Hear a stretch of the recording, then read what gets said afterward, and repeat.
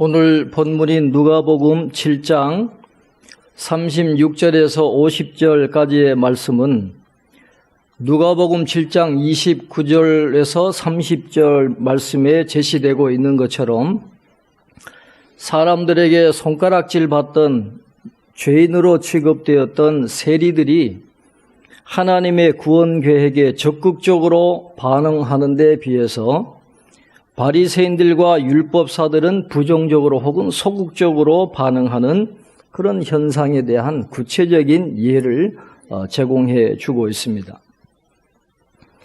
뿐만 아니라 예수님께 죄인인 한 여자가 다가오고 예수님께서 그녀를 물리치지 아니하시고 영접하시는 모습은 누가복음 7장 34절에 기술하고 있는 것처럼 예수님을 세리와 죄인의 친구라고 비난하는 사람들의 비방 내용을 구체적으로 보여주고 있다 하는 것입니다. 죄인들의 친구가 되어주신 예수님을 분명히 보여주고 있는 오늘 본문 누가복음 7장 36절부터 50절까지의 말씀을 가지고 더 사랑하는 자 하는 그런 제목으로 함께 은혜를 나누기를 원합니다. 오늘 말씀은 이렇게 시작합니다. 36절에 보시면 한 바리새인이 예수께 자기와 함께 잡수시기를 청하니 이에 바리새인의 집에 들어가 앉으셨을 때에 그랬습니다. 한 바리새인이 등장을 합니다. 오늘 이 말씀에서 우리가 주의를 기울여야 할 중요한 교훈을 얻을 수 있는데 오늘 이 36절 한 절을 통해서도 우리는 겉으로 그리스도를 존경하는 사람이라 할지라도 아직 회개하지 못한 경우가 있음을 발견하게 된다라는 것입니다. 오늘 본문에 나오는 바리새인이 바로 그런 경우입니다. 그는 다른 사람들이 하던 것보다 더 큰 존경심을 예수님께 보여주었습니다. 예수님으로 하여금 자기와 함께 음식을 잡수시도록 요청할 정도로 다른 사람보다는 더 예수님께 호의를 베풀어 준 것이죠. 그럼에도 불구하고 오늘 성경을 읽어보면 이 바리새인은 그리스도의 복음의 본질에 대해서는 완전히 무지한 상태에 있었다라는 것을 보여주고 있습니다. 가련하지만 회개한 한 여자가 예수님의 발에 향유를 붓고 또 눈물로 그 발을 적시며 머리털로 씻는 일을 예수님이 허용하는 것을 보면서 예수님을 초청한 그 바리새인의 교만한 마음 속에는 자기도 모르게 분개심이 싹터 올랐다라는 것입니다. 비록 그가 지금 예수님을 환대하고는 있지만은 그러나 사실은 예수님께 냉담하고 또 굉장히 인색했다라고 하는 것을 그가 보여주고 있는 것입니다. 그때 예수님은 친히 시몬아 너는 내게 발 씻을 물도 주지 아니하였고 또 내게 입맞추지 아니하였으며 내 머리에 감람유도 붓지 아니하였도다 그렇게 말씀하시게 되었습니다. 간단히 말해서 이것은 그 바리새인의 행동에 하나의 큰 결점이 있다라는 걸 예수님이 지적하신 건데 겉으로는 경건한 척하지만은 그러나 중심에는 사랑하는 마음이 없다라고 하는 것을 예수님이 말씀을 하고 계시는 것입니다. 요즘에 그 100세가 되신 이후에 우리 김영석 교수님이 어떻게든지 자기의 지금 살아오면서 경험했던 그런 지혜를 많은 사람들에게 나누어 주기 위해서 계속해서 책을 지금 쓰고 있습니다. 최근에 그분이 쓴 책 가운데 그리스도인에게 왜 인문학이 필요한가라는 그런 책이 있어요. 우리가 신앙생활을 하면서도 성경만 읽어도 되지만은 그러나 인문학을 배우는 게 좋다라는 그런 취지로 글을 썼는데 거기에 보면 이런 내용이 나오고 있습니다. 과학을 믿는 사람들이나 도덕을 강조하는 사람들보다도 종교인들이 이중적이고 위선적일 때가 더욱 많다. 그렇게 이야기를 하는 거예요. 땅을 밟고 있어서 인간의 본능과 욕망을 그대로 갖고 있고 인간의 장단점을 그대로 지니고 있지만은 그러나 이념이나 뜻은 하늘에 두고 또 성자들의 거룩한 삶에 두고 있다 보니까 그 간격이 너무 큰 거예요. 그래서 이 종교인들은 굉장히 고통스러운 삶을 살아가고 있다. 그렇게 이야기를 하는 거죠. 이런 개인적인 차원뿐만 아니고 종교인들은, 우리 기독교인을 포함한 종교인들은 다른 사람들보다 교만과 고집과 독선이 많아가지고 사회적인 폐단이 될 때가 많다. 그렇게 이야기를 해요. 현실에 살면서 진리나 고상한 이념을 실천할 수 있는 경지에 도달하지 못하기 때문에 이 높은 가치를 버릴 수는 없으니까 그 대신 붙잡는 것이 형식과 계명과 율법이란. 그래서 종교인들은 자기도 모르게 형식주의자가 되고 율법주의자가 되고 계명주의자, 계율주의자가 되어버리고 만다라는 것이죠. 그래서 사회에서 가장 배척받아야 하는 인간성인 교만과 고집과 독선 같은 것이 그렇게 종교인들에게 많이 나타나게 된다라는 것입니다. 그런데 문제는 이런 종교인들은 예수님이나 석가의 위치에 서가지고 다른 사람들을 평가한다라는 거예요. 자기는 그렇게 살지 못하면서도 예수님의 위치나 석가의 위치에 서가지고 다른 사람들을 평가하면서 다른 사람들을 아예 낮춰보거나 아주 부족한 인간으로 판단해버리는 그런 우를 범하는 그런 잘못을 저지르고 있다라고 그렇게 이야기를 하고 있습니다. 그 내용을 읽어보면서 오늘 이 바리새인이 바로 그런 모습이 아닌가. 예수님 때문에 죄 용서함을 받은 그 모습에 감동하는 게 아니잖아요.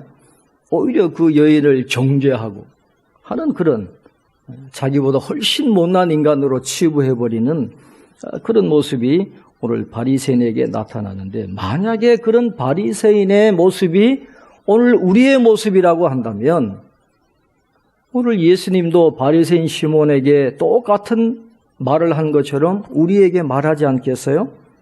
내가 내게 이를 말이 있다. 오늘 우리에게 그렇게 말씀하실 수 있다라는. 우리가 이 말씀을 읽으면서도 은혜 받지 못하는 이유는 나는 죄를 지은 여자가 아니라고 생각하고 성경을 읽으니까 이게 별로 와닿지가 않는 거예요. 내가 죄인인데 그걸 깨닫지 못하고 자꾸 딴 사람에게 대입을 하니까 우리가 이 말씀을 읽어도 그렇게 은혜를 받지 못하는 경우가 있는데, 내가 바로 그 죄를 지은 한 여인일 수 있다는 거예요. 그래서 오늘 본문에 보면 이 바리새인과는 대조적인 한 여인이 등장하잖아요. 오늘 이 여인을 통해서 이 성경이 주는 교훈이 무엇입니까? 감사하는 마음으로 가득 찬 사랑의 정신이 바로 그리스도를 위하여 많은 일을 하게 하는 비결이다라는 것을 우리에게 보여주고 있는 것입니다. 우리 앞에 놓여 있는 이야기는 그 회개한 여인이 바리새인보다도 훨씬 더 예수님을 사랑하고 존경했다 하는 것을 보여주고 있습니다. 오늘 누가복음 7장 37절부터 38절까지 우리 한번 같이 읽겠습니다. 37절 38절입니다. 그 동네에 죄를 지은 한 여자가 있어 예수께서 바리새인의 집에 앉아 계심을 알고 향유 담은 옥합을 가지고 와서 예수의 뒤로 그 발 곁에 서서 울며 눈물로 그 발을 적시고 자기 머리털로 닦고 그 발에 입 맞추고 향유를 부으니. 아멘. 예수님에 대한 여러분 영화나 그 로마 시대의 영화를 보면 식사를 할 때 오른쪽으로 비스듬하게 누워서 식사하는 것을 많이 보셨을 거예요. 중앙에 이제 탁자가 있으면 이제 탁자 주위로 이제 소파를 놓고 그 소파에서 비스듬하게 누워가지고 발은 그 식탁에서 바깥쪽으로 뻗어가지고 이제 오른쪽으로 비스듬하게 누워가지고 식사하는 모습을 보았을 텐데, 예수님도 시몬의 집에 들어가셔서 우리처럼 앉아서 드신 게 아니고 이렇게 비스듬하게 누워 계신 거예요. 누워서 이제 식사를 하고 있는 그런 모습을 여러분 생각을 하시면서 이 말씀을 읽으시기를 바랍니다. 그때 한 여인이 들어옵니다. 이 여인은 자신으로 하여금 영적인 눈을 뜨게 하고 삶의 근본적인 변화를 가져다 주신 예수님께 대한 사랑과 감사의 마음이 가득했어요. 그래서 그녀는 예수님께 표현할 수 있는 최대한의 경의와 감사의 마음을 지금 나타내고 있는 것입니다.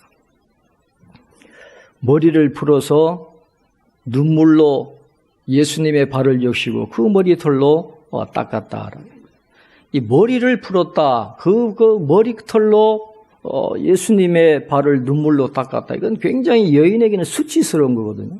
유대인의 관습에서 이건 일어나면 안 되는 일이에요. 그것도 공개적으로 여자가 머리털을 풀어 헤쳐가지고 남정의 발을 닦는다? 이건 말도 안 되는 거예요. 수치스러운 일이지만은, 그러나 이 여인은 너무도 주님을 사랑하니까 철저한 겸손의 모습으로 주님께 감사의 표현을 하는 거예요. 그 발에 입을 맞추었다 그랬는데, 입을 맞춘다라는 말은, 발에 입을 맞춘다라는 것은 가장 헌신적인 복종과 존경을 표하는 것입니다. 그런데 헬라어 원문을 보면 여기에서 사용된 발에 입을 맞췄다라는 이 동사가 이 반복적인 행동을 표현하는 거예요. 그냥 한번 예수님의 발에 입 맞추고 끝난 게 아니에요. 계속해서 예수님의 발에 입을 계속해서 맞추고 있는 그 여인의 모습이 나오는 것이죠. 그리고 발에 향유를 부었다 그랬습니다. 향유도 그냥 향유가 아니라 옥합에 담겨 있는 아주 귀한 향유거든요. 그러니까 이것은 로마의 귀부인들이 사용하는 거예요. 그만큼 비싸고 귀한 건데, 어떤 목적을 가지고 이 여인이 구입을 한 건데, 그건 여자에게 재산 목록 1호와 같은 그렇게 소중한 건데, 예수님의 그 대한 사랑과 존경과 감사의 표시로 그 귀한 향유를 옥합을 깨고 머리에 붓는 게 아니에요. 머리에 붓는 게 아니라 예수님의 발에 그 향유를 부었다라고 하는 것은, 이 여인의 마음속에는 예수님의 발에 접근하는 것조차도 굉장한 영광으로 그렇게 생각을 했다라고 하는 것이죠. 이 여인보다도 예수님께 더 큰 사랑과 존경의 표시를 한 사람은 없을 겁니다. 어떻게 그렇게 했을까? 오늘 성경은 말씀하죠. 그 비결은 바로 사랑이었더라. 이 여인은 주님을 너무너무 사랑했어요. 진심으로 감사하는 마음을 갖고 있었어요. 그래서 아무리 값비싼 것을 주님께 드린다고 해도 자신의 마음을 다 표현할 길이 없다라고 생각하는 거죠. 그래서 가장 귀한 향유 옥합도 예수님께 부어드린 것입니다. 그리스도를 위하여 더 많은 일을 하려고 하는 것이 모든 교회들의 보편적인 요구예요. 교회가 여러분에게 강조하는 게 뭐예요? 주님을 위해서 더 많은 일을 하라. 그렇게 늘 가르치고, 또 여러분도 동의하잖아요. 그래서 더 많은 선을 행하고 자기를 부인하고 예수님의 명령에 실제적으로 순종하는 그 모습을 보이는 이유가 뭡니까? 도대체 그 동기가 뭐예요?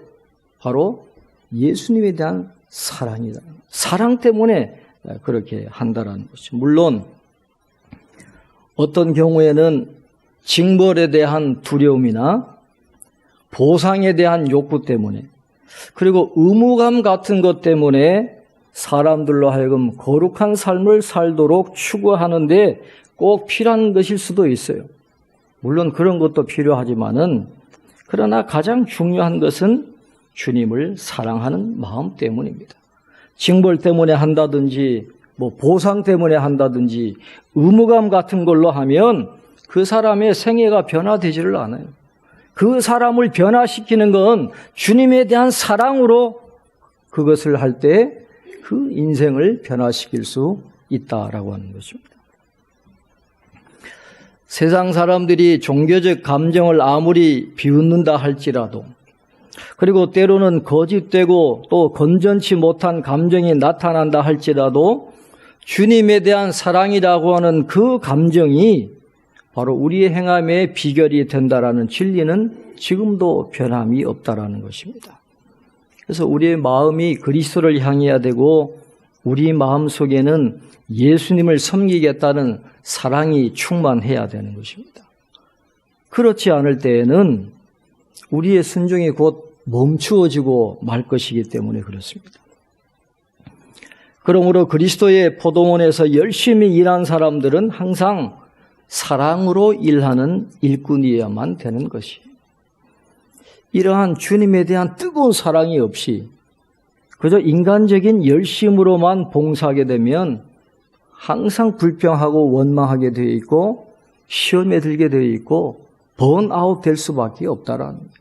그래서 우리 마음속에 주님에 대한 그 사랑, 구원받은 감격, 그런 마음을 가지고 우리가 섬길 수가 있어야 된다는 것이죠. 오늘 본문은 이 여자를 죄를 지은 한 여자라 그렇게 표현했습니다. 이 말 속에 굉장히 중요한 진리가 있습니다. 우리는 이 여인의 행동을 통해서 속죄의식, 즉 죄 용서함을 받았다라는 그 의식이 바로 그리스도를 사랑하게 하는 활력이고 중요한 동기가 될 수 있다는 것을 우리가 발견하게 되는 것입니다. 예수님께서 오늘 바리새인 시몬에게 이 비유를 하나 들려주시는데 바로 그 교훈을 주시는 것 아니에요? 두 사람이 있는데 하나는 500데나리온을 빚졌고 또 다른 사람은 50데나리온을 빚졌는데 둘 다 빚을 갚을 돈이 없는 거예요. 그래서 그 빚을 준 사람이 둘 다 탕감해 주었다라는 간단한 비유를 예수님이 들려주셨습니다. 이 비유를 읽으면서 우리가 주목해야 될 것은 빚을 진 사람들이 빚을 빌려준 사람을 사랑해가지고 탕감받은 게 아니라는 거예요. 반대예요. 빚을 준 사람들이 빚을 준 사람이 그 사람들을 불쌍히 여기고 긍휼히 여기고 자비롭게 대하는 그 마음 때문에 그 둘의 빚을 탕감해 준 거지, 채무자들이 채권자를 사랑했기 때문에 탕감받은 게 아니라 은혜로 탕감받았다. 자기가 노력해서 된 게 아니에요. 빚을 준 사람의 사랑 때문에 그 자비와 긍휼 때문에 탕감받았다라는 것을 지금 예수님이 말씀을 하시는 거죠. 그리고 예수님은 시몬에게 의도적으로 질문을 던지십니다. 그렇다고 한다면 둘 중에 누가 그를 더 사랑하겠느냐? 예수님이 물으시는 거예요. 예수님의 그 질문의 그 의도가 무엇이겠습니까? 오늘 이 여인이, 죄를 지은 이 한 여인이 더 많은 것을 사함받았기 때문에 더 주님을 많이 사랑한다라는 것을 가르쳐 주고 있는 거예요.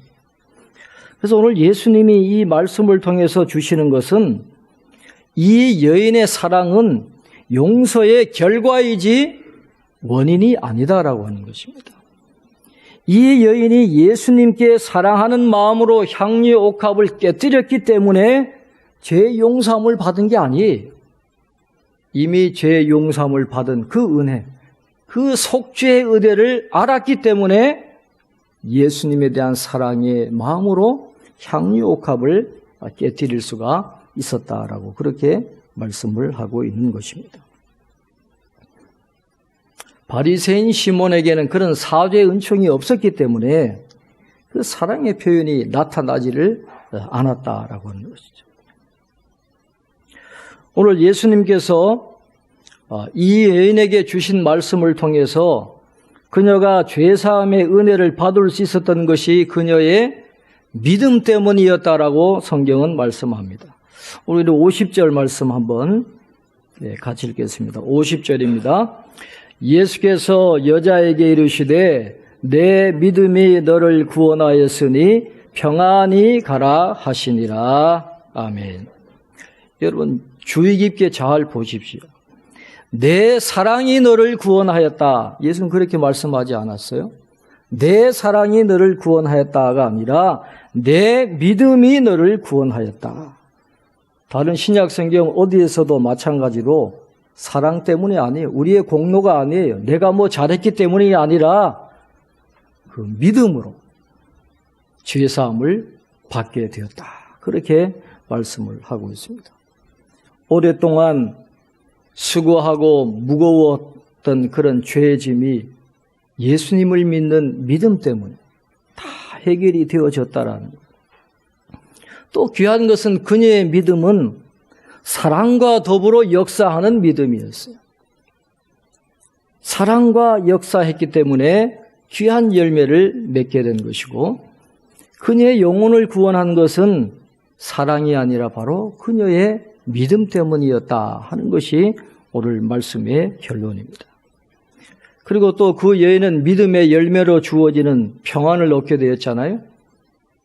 내 믿음이 너를 구원하였으니 평안히 가라 하시니라. 여기서 예수님이 평안히 가라 하실 때 그 말씀의 의미는 이런 겁니다. 복되고 행복한 여자여, 이제 너의 길을 가거라. 그리고 내가 받은 축복을 항상 생각하며 설사 내가 과거에 큰 죄인이었다는 이유로 해서 너를 멸시하고 또 가볍게 보는 오만한 사람들이 있다고 할지라도 그들을 비난하고 또 반박하느라고 마음 상하는 일일랑 이제 더 이상 하지 말거라 하는 그런 의미로 평안의 말씀을 주신 것입니다. 하나님이 용서하시면 다 된 거예요. 더 이상 그것 때문에 무거운 짐 지고 갈 필요가 없다라는 거죠. 그래서 여인이 누렸던 그 평안, 오늘 저와 여러분에게도 주님이 그런 평안을 주실 줄로 믿습니다. 오늘 예수님께서는 신앙생활을 하고 있는 저와 여러분이 붙들고 가야 할 강력한 원리를 가르쳐 주고 계십니다.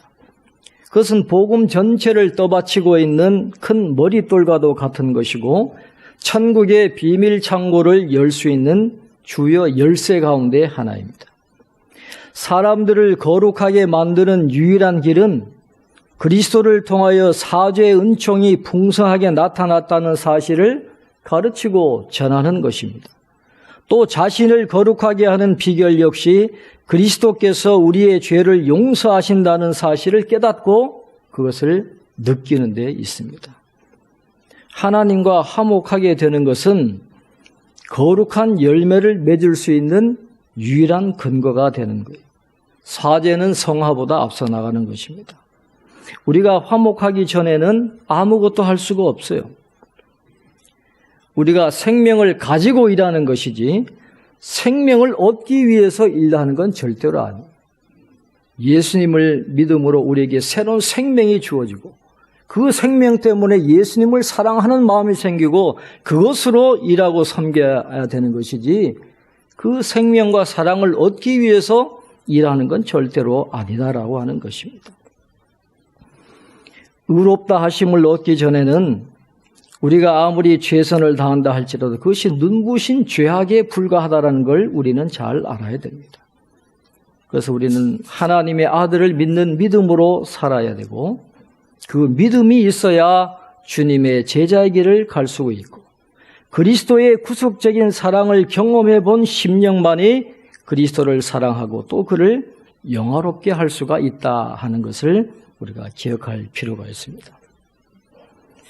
오늘 이 말씀을 읽으면서 오늘 저와 여러분은 스스로에게 질문을 던져 보아야 합니다. 지금 나는 그리스도의 영광을 위해서 무엇을 하고 있는가?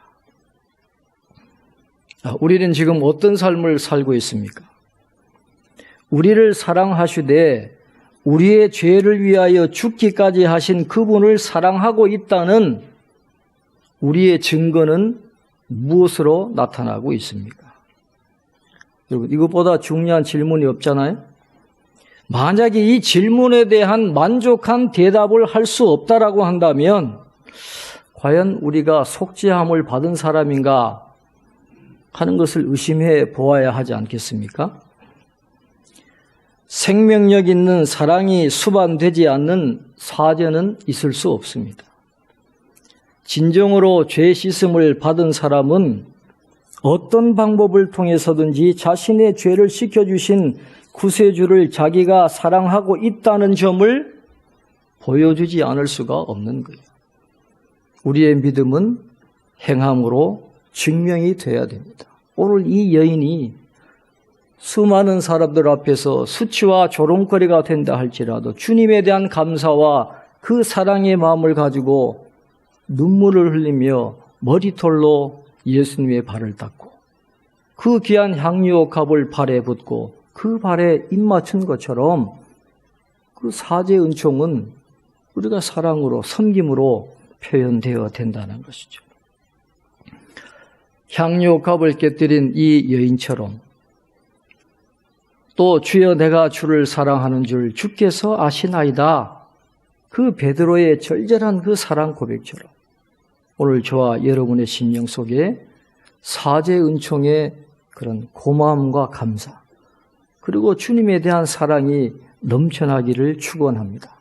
그 사랑으로 주님께 예배드리고 그 사랑으로 섬기고 그 사랑으로 복음에 정의되는 그런 길을 걸어갈 때에 우리가 낙심하지 않고 또 번아웃 되지 않고 시험에 들지 않고 기쁨으로 우리에게 주어진 사명을 끝까지 감당하게 될 줄로 믿습니다. 우리 찬양하겠습니다. 시와 찬미 284번 내게 있는 향유옥합 우리 찬양하시고